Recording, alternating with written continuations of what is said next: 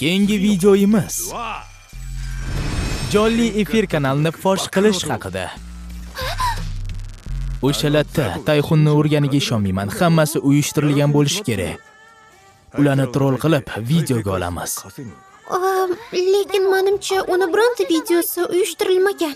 Shunaqami? Unda videolarni xuddi ular qilgandek qilib montaj qilib chiqaramiz.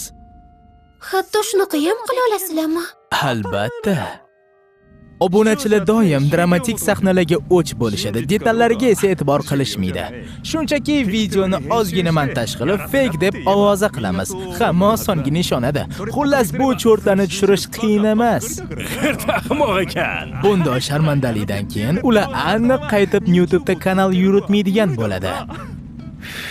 Obunachilarimiz soni ularnikidan ancha yuqori. Ahmoq odamlar bizga ko'proq ishonishadi.